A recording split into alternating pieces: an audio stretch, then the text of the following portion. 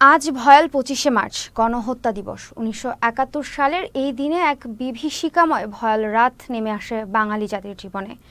২৫ March মধ্যরাতে রাজধানী ঢাকা সহ সারা দেশে নিরস্ত্র মানুষের ওপর ঝাঁপিয়ে পড়ে পাকিস্তানি হানাদার বাহিনী। এই কাল রাতে তৎকালীন সামরিক শাসক ইয়াহিয়ার নির্দেশে লেফটেন্যান্ট জেনারেল টিক্কা খানের নেতৃত্বে চালানো হয় অপারেশন সার্চলাইট নামে সামরিক অভিযান।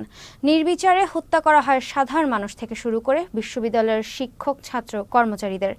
এক রাতেই ৭,০০০ মানুষকে হত্যা করা হয় বলে উঠে আসে মার্কিন সাংবাদিক রবার্ট পেইনের প্রতিবেদনে। যথাযোগ্য মর্যাদায় দিবসটি পালনের লক্ষ্যে সারা দেশে আজ রাত ১০টা ৩০ মিনিট থেকে ১ মিনিটের প্রতীকী ব্ল্যাকআউট কর্মসূচি পালন করা হবে। দিবসটি উপলক্ষে এক বাণীতে প্রধান উপদেষ্টা ডক্টর মোহাম্মদ ইউনূস জানান, একটি ন্যায়ভিত্তিক সমাজ বিনির্মাণ ও আইনের শাসন প্রতিষ্ঠায় মুক্তিযুদ্ধ ও জুলাই গণ অভ্যুত্থানের চেতনাকে ধারণ করে এগিয়ে যেতে চায় সরকার।